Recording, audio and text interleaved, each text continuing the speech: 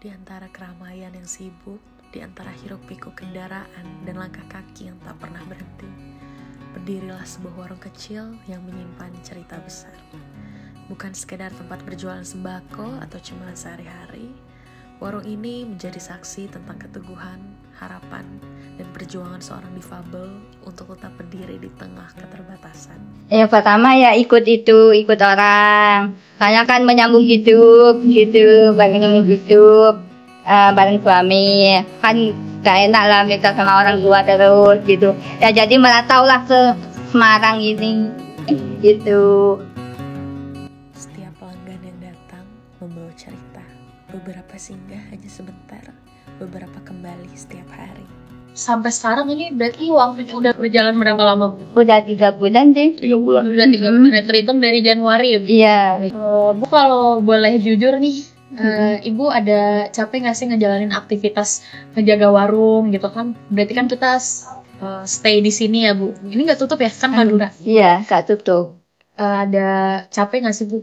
Capek ya ada, tapi kan gimana lagi juga menyambung hidup buat keluarga. Iya. Kalau buat kedepannya Ibu ada rencana atau harapan yang khusus nggak sama warung ini? Ada. Rencananya ya pengen buka juga sih. Oh pengen? Iya, buka sendiri. Usaha. Pure dari ibu. Tapi tetap ikut orang. Perjalanan ini tidak selalu mulus. Ada hari-hari penuh tantangan, baik secara fisik maupun mental.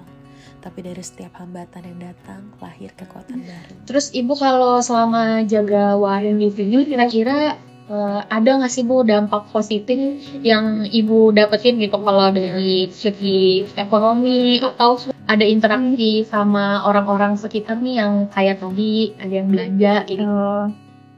Sama aja di Madura juga buka-buka gini di sedikit. Iya, jaga punya kakak saudara lah. Ya. Berarti nggak jauh beda ya Bu sama di Madura gitu? Ya enak sih. Warung ini bukan hanya tempat mencari nafkah, tapi juga ruang untuk merasa berdaya, untuk tetap menjadi bagian dari masyarakat, dan menunjukkan bahwa keterbatasan bukan alasan untuk berhenti berusaha. Namun, semuanya menjadi saksi bahwa warung kecil ini punya arti besar bagi lingkungan sekitarnya. Kalau hasil dari Ibu jaga warung ini biasanya digunakannya untuk apa aja sih Bu? Simpen, Tapi niatnya itu tadi pengen buka warung lagi, bukan iya. gitu lagi. Nyenengin orang tua juga di Madura, di kampung.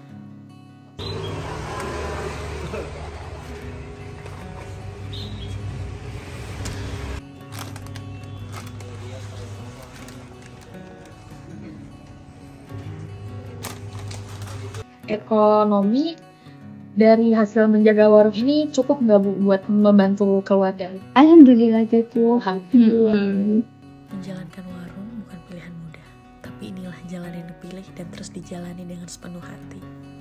Bu, aku boleh tahu nggak apa sih motivasi utama Ibu yang bikin tetap semangat buat jaga warung? Apalagi kan Ibu merantau yang ke sini dari Madura. Iya. Itu apa sih motivasi utamanya?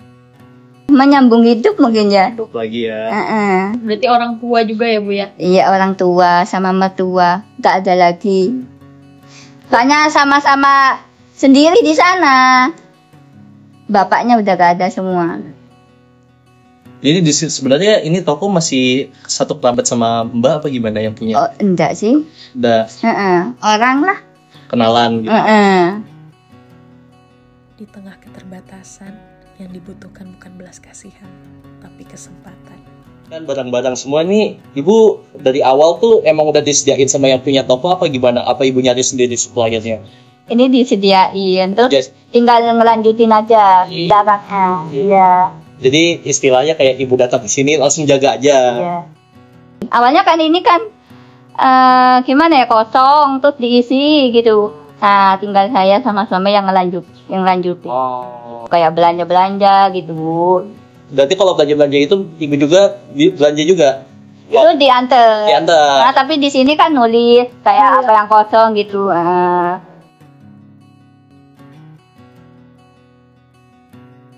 Iya Bu, kalau selama menjalani aktivitas ini, Ibu jaga warung itu ada kendala tertentu nggak sih Bu? Enggak ada sih kayaknya. Soalnya kan sip-sipan. Kalau siang kan bagiannya saya, terus yang malam itu bagiannya suami. Berarti Iya. emang udah dibagi-bagi Heeh.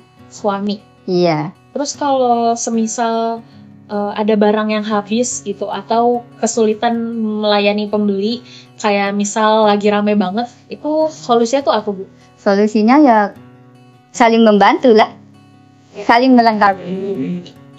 Tapi itu suami di sini terus apa kalau siang kerja di luar? Oh, suami di sini terus. Ini benar-benar bisa kalau lagi rame bisa langsung bantu. Tapi kadang ya diatasi sendiri lah, gak begitu ramai kayak di pasar gitu. 1, 2, 3, 4, 5 biasanya. Gitu.